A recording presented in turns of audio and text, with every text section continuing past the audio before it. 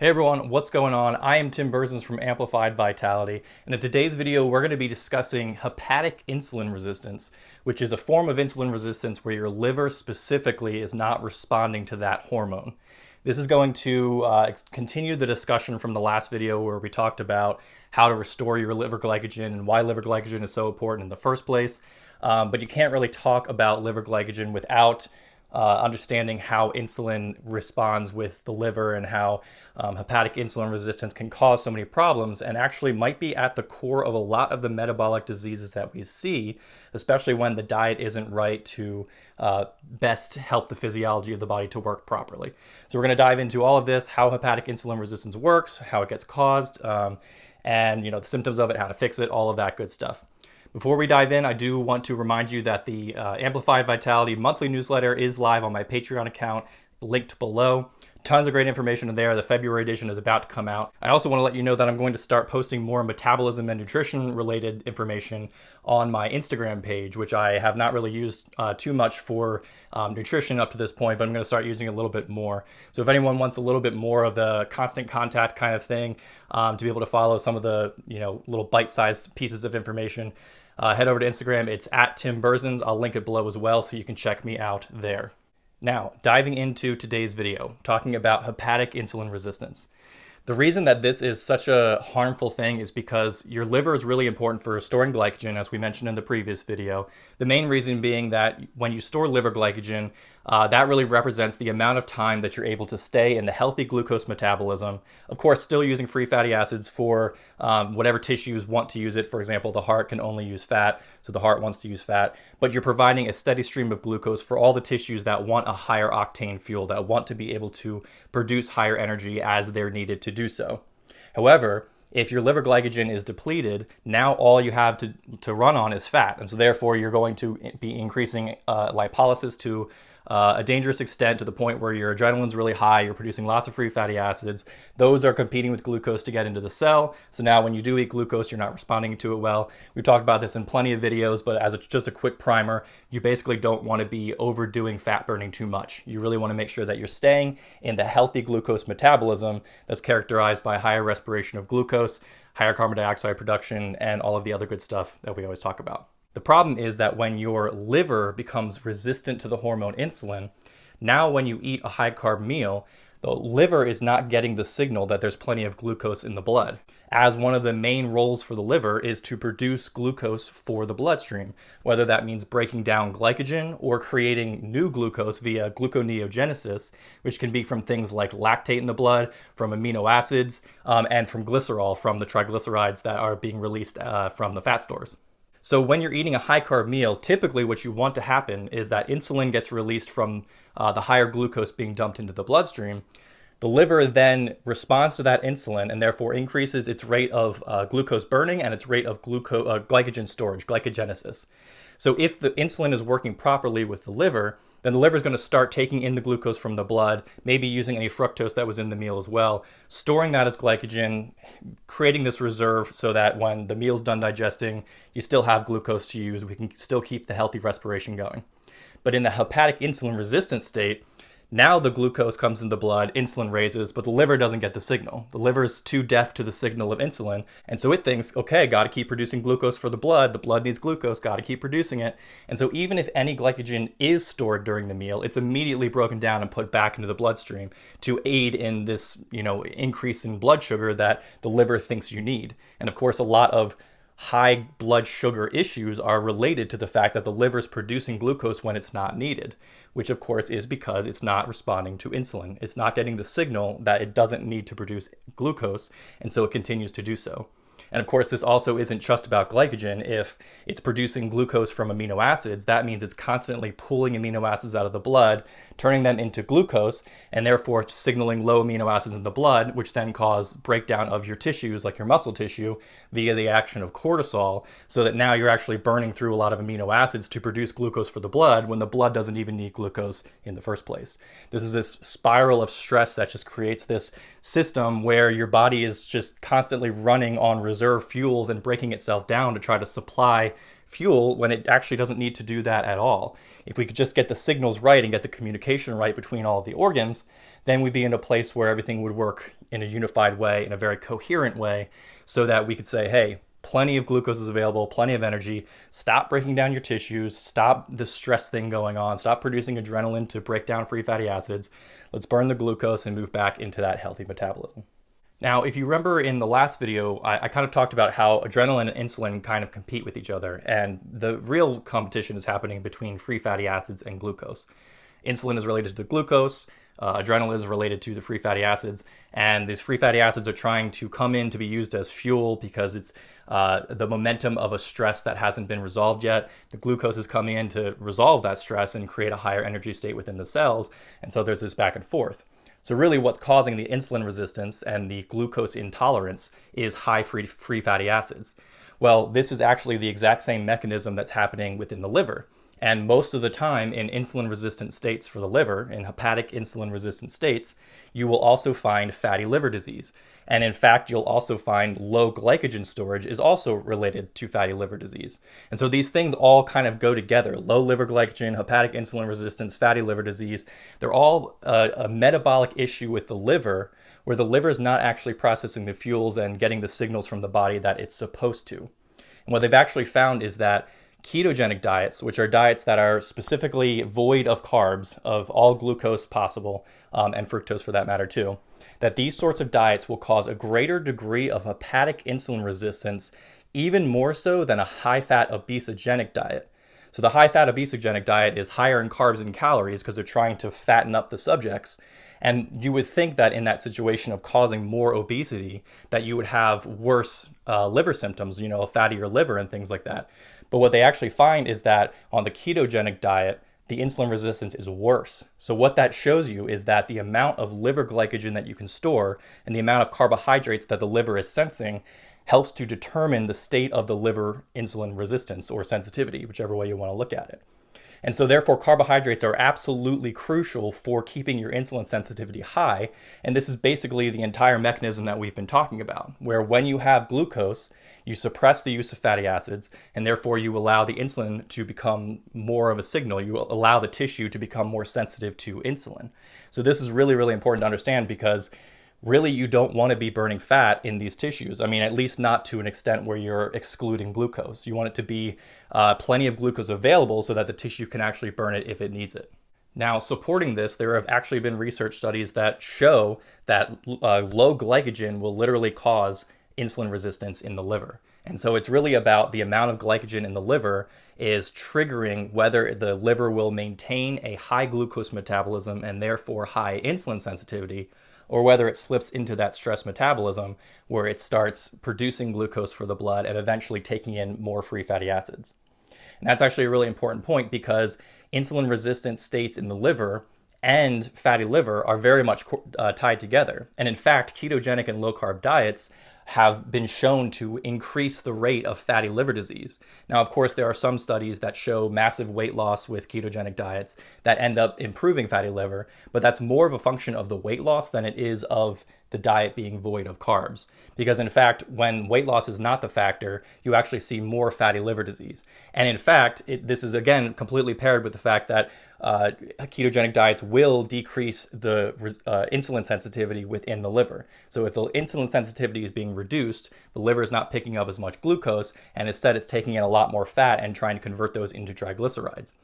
So this is actually how the fatty liver typically works, is that the free fatty acids that come in from the blood, the liver starts picking those up, packaging them into triglycerides for hopefully to be able to export them back out into the blood. And in fact, free fatty acids are the primary substrate that is used to create triglycerides for the bloodstream from the liver. The other sources can be triglycerides in the blood that the liver picks up, or metabolic substrates like alcohol and fructose, both of which go to the liver first for processing. So we'll get to alcohol and fructose in a minute, but the majority of the fat that gets stored in the liver comes from those free fatty acids. So in the state of hepatic insulin resistance and insulin resistance in general, you're going to be having higher adrenaline and therefore higher lipolysis and therefore higher free fatty acids floating in the blood. That means the liver is being exposed to higher levels of free fatty acids, which it then picks up and packages into triglycerides. I think this is actually a mechanism to try to protect the blood from too high levels of free fatty acids. But the problem is that the liver has a limited ability to export the LDL that it's creating into the LDL for the blood. And so when too much free fatty acids are coming into the liver, they're getting packaged, but they're not getting exported properly. And so it ends up getting stored as fat within the liver. We've talked before about how protein and choline can help with this, but I think in the situation where you're producing lots and lots of LDL because of high free fatty acids in the blood and low liver glycogen, that because you have low liver glycogen, you're not really going to have good active thyroid conversion, because the conversion from inactive thyroid to active thyroid requires high liver glycogen and a strong glucose metabolism. So without the thyroid production, that LDL that is exported from the liver ends up going into the blood, but not really getting used to create the steroid hormones like it's supposed to. So instead, it ends up coming back, either getting stored as in fat cells and then released as free fatty acids again into the blood in this futile cycle that just keeps going around, or it actually just gets picked back up as LDL within the liver. And so you actually encourage the state for the liver to remain high fat and not to be able to release the fat, because you're not allowing the fat to be used properly. So the way we can start to reverse this problem is similar to what I mentioned in the last video, where when you cut back on the fat that you're consuming, you're cutting back on the amount of fat that's going to be circulating in your blood as chylomicrons or as LDL cholesterol. Therefore, you're having less of a stimulus on pushing that fat into fat cells or into the liver to be stored and then continue in that futile cycle that we just talked about. But in addition to that, you obviously want to be eating lots and lots of carbohydrates. When you're eating lots of carbs, more glucose is getting into the bloodstream, more insulin is coming out, which allows the cells to start becoming trained to insulin so that it starts to become more and more sensitive to it. And when this is paired with a low-fat diet, what you end up seeing is an improvement in insulin sensitivity and an improvement in glucose metabolism. And that's usually paired with a lot of symptoms going away: fatigue, brain fog, poor sleep. All of those kind of things start to vanish on a very, very high carb diet, very, very low fat diet. This is what we've seen with things like Walter Kempner's rice diet, which I mentioned in the last video. There's a lot of other research, though, that also pairs with this too, like Nathan Pritikin's diet and many other ones. However, there is one more point here that's really, really important, specifically when we're talking about hepatic insulin resistance, as opposed to just whole body insulin resistance. And that has to do with the substrates fructose and alcohol. Specifically, I'm going to be talking about fructose because alcohol, while it is an energy particle and it can be used for energy, its immediate byproduct, glyceraldehyde, is very, very unstable. It's a reactive oxygen species and it causes a lot of damage. So typically when we're talking about alcohol, it's not something that we're going to ever really be looking at as far as a very big contributor to health. Studies do show that red wine, for example, helps to raise HDL cholesterol. And so there is, I think, some benefit to maybe a small amount of alcohol, especially alcohol that has high polyphenols and antioxidants like red wine. But for the most part, we're not really going to be talking about alcohol. However, fructose is a very important thing to be talking about because, especially in the bioenergetic world, we know all the benefits from fructose. We know it increases your mineral retention, your protein retention, your thyroid conversion. It's even claimed to increase your liver glycogen and things like that. So it has a lot of really, really good benefits to it. However, I believe that hepatic insulin resistance is a state when fructose actually has more negative consequences than benefits. And so this is a really important thing that we're going to dive into and explore. So the first point having to do with fructose and hepatic insulin resistance is the fact that fructose does not require insulin to be used by the cells. It actually doesn't produce an insulin response at all, and this is why all sugary foods are lower on the glycemic index than starchy foods. However, I think that this is something that actually ends up making liver fat more likely because the liver needs that insulin in order to upregulate the enzymes responsible for storing glycogen. And so if fructose is going to the liver without the extra stimulus to those enzymes, then fructose is going to be broken down through fructolysis and end up as this substrate that the liver doesn't really know what to do with. It's not going to store it as glycogen because it's not getting that signal from insulin. And so all that extra substrate ends up getting pushed into fat. And what we end up seeing is that in high liver glycogen states, Fructose very likely will get stored as glycogen and will aid in the glycogen storage process. A big part of this because the liver is sensitive to insulin and therefore it's responding the way it's supposed to. But in a low insulin sensitivity place, having too much fructose will end up creating too much substrate and end up converting it either into more fat or causing the liver to take in more free fatty acids from the blood. As the best case scenario, say that it doesn't actually get converted to fat, the fructose is just going to be immediately converted into glucose and then released into the blood. Because remember, the liver's main job is to produce glucose for the blood. And if the liver's not responding to insulin, it's still getting the signal that it needs to keep producing glucose. So at the very least, fructose would just be converted to glucose and then be dumped in the bloodstream.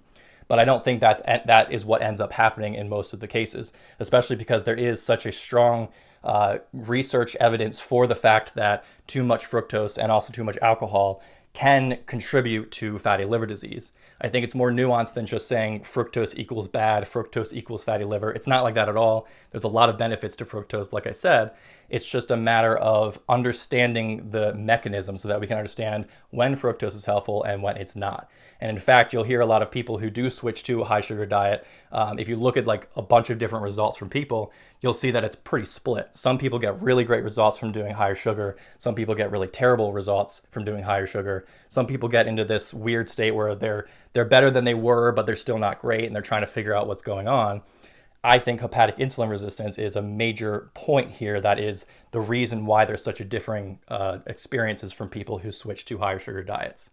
Now, adding to this point is the fact that fructolysis, which is the breakdown of fructose into acetyl-CoA, similar to how glycolysis does the same thing into acetyl-CoA. For those of you who don't know the metabolic biochemistry behind it, acetyl-CoA is basically the molecule that goes through the respiratory metabolism. And glucose needs to be broken down into acetyl-CoA before it goes through. Fructose does the same thing. So what's different about fructose is that fructose goes specifically to the liver, whereas glucose is sort of more towards the peripheral tissues, towards the systemic circulation. Fructose, when it goes into the liver, will be broken down via fructolysis, which is an unregulated pathway, meaning that when fructose goes there, all of it's going to go through fructolysis immediately, very, very quickly. And fructolysis and glycolysis both require an input of energy to get the molecules to a point where now it can be broken down for a greater intake of energy. And so basically it ends up the net positive of the energy is high. However, if fructolysis is going unregulated and your liver is already in a low energy state, then it's pouring energy into fructolysis and therefore lowering the energy level of the liver even further, which now causes it to pick up more free fatty acids, and it actually contributes to that fatty liver state more than it would if the liver was in an actual high energy state where it could afford to spend that energy on fructolysis. Again, this is an unregulated system, so it's not something that the liver can say, well, we have low energy, just hold on to the fructose for a little bit, and once we have more energy, we'll start to slowly, absorb it and metabolize it. It doesn't work that way. Fructose is in the liver, boom, it all goes through, energy, ATP drops within the cell, and now the liver's at a lower energy state. And this is well proven that fructose does lower the ATP within the liver, and I don't think that's a bad thing. I just think that it's a notable characteristic of this molecule that needs to be taken into account when looking at the bigger picture of how the metabolism of fructose works, especially when we're looking at liver glycogen, hepatic insulin resistance, and fatty liver disease in general. Now, I've mentioned before how protein and choline are very, very necessary for exporting the fat from the liver. We've talked about this a little bit already. And in general, if you're going to have a higher fructose and a higher alcohol diet, if that's going to be the case, then you do want to make sure you're getting plenty of protein and plenty of choline, because you need to be able to keep the liver healthy in order to export that fat into cholesterol for the blood. However, protein and choline won't fix the issue necessarily if you're in a state of hepatic insulin resistance. Again, the reason being that any LDL that is released into the blood will be at a net negative from the amount of LDL being created, the amount of fat being created and stored in the blood, because the free fatty acids are high and the liver glycogen is low. And so in this state, protein and choline may help a little bit, but they're not going to solve the problem. The way that you need to solve the problem is stop adding substrate into the liver. What do I mean by substrate? Anything that's going to go specifically to the liver and contribute to its fat gain, and then that fat gain will, of course, end up having those insulin resistance effects on the liver. Now, the substrate that goes to the liver and gets turned into liver fat and slows the liver's function and causes it to become resistant to insulin are fructose, alcohol, and fat.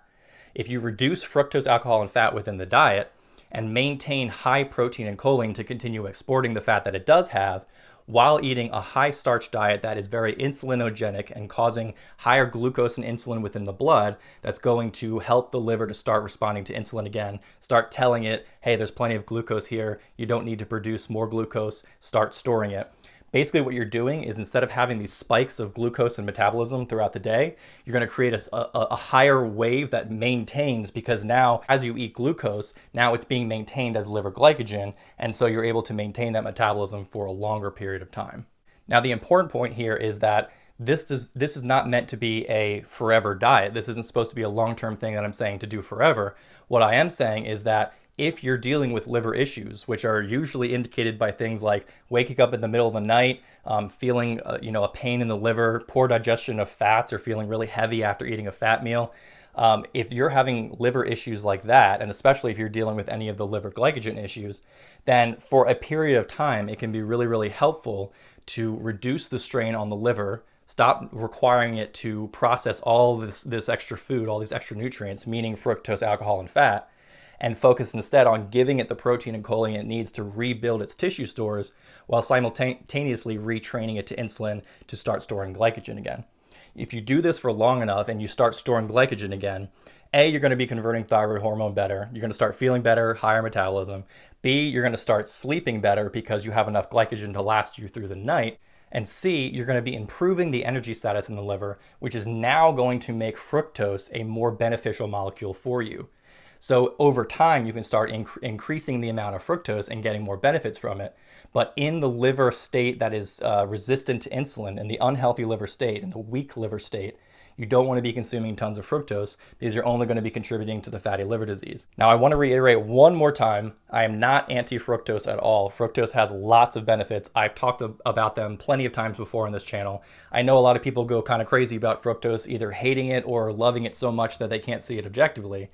But the truth is that it's a powerful, powerful molecule that needs to be used appropriately. And that means that it needs to be used when the liver is strong, so that you can improve the liver glycogen because of that strong liver, rather than draining an already weak liver that can't handle all that extra fructose coming in. Usually when you start doing this diet, which is a little restrictive, I'm talking about low fat, low fructose, low alcohol, all you have is starches and lean meats. It feels a little restrictive at first, but as you get used to it, it's actually not too bad. What you'll feel is that there's a sort of emptiness feeling in the liver. You're not hungry, but there is a sort of, you don't feel that heaviness that you normally feel after a high fat meal. And so, usually you're kind of looking for that as like your satiety cue, as far as like feeling full, stuffed to the ribs kind of thing.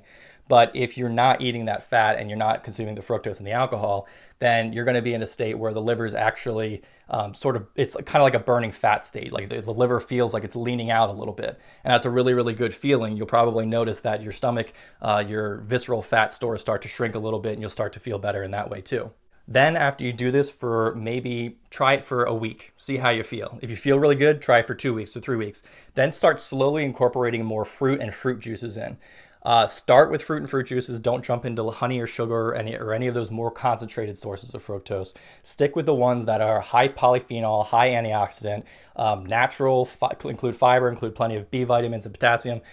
That's what fruit and fruit juice are going to do. You're going to be in a state where you're more likely to use that fructose very powerfully, very beneficially. And even when you're doing the week or two that you're trying to cut out fructose and really lower it, you don't have to go to zero. Still include fruit. I don't want you to just cut it out at all. Still include a little bit of fruit in your diet. Still get the nutrients from that. Just be cognizant of it and don't overdo it. Don't jump up to 200 grams of sugar or 250 grams of sugar. Keep it below 50 grams ideally, which is 25 grams of fructose. You can even go lower, like I said, for experimental sake, just 1 to 3 days. Just do it just to see how you feel. I think you'll actually notice that a lot of things will improve when you do this. Again, that doesn't mean fructose is bad. It doesn't mean sugar is bad. It doesn't mean all the sugar haters out there are right. It just means that we need balance. We need to figure out exactly when it's appropriate to have fructose and when it's not. I hope that you guys enjoyed this video and got a lot out of it. Remember, I'm going to start posting more stuff on my Instagram related to nutrition and metabolism. If you want to keep up with me there, make sure you follow me at Tim Berzins. I'll put a link below. My Amplified Vitality monthly newsletter is also live. The February edition is coming out. Make sure you check that out. You're really going to love it. That is in the link below as well. Please give me the thumbs up if you like this video. Comment. I'm very active in the comments and I like to continue the discussion. Make sure you subscribe so you can keep up with more videos. I'm going to try to do more videos more often. And of course, share this with anyone that you think might like it. This information is really important and I want to get it out to as many people as possible. With all that, have a wonderful day. I will speak again to you guys very soon. Peace.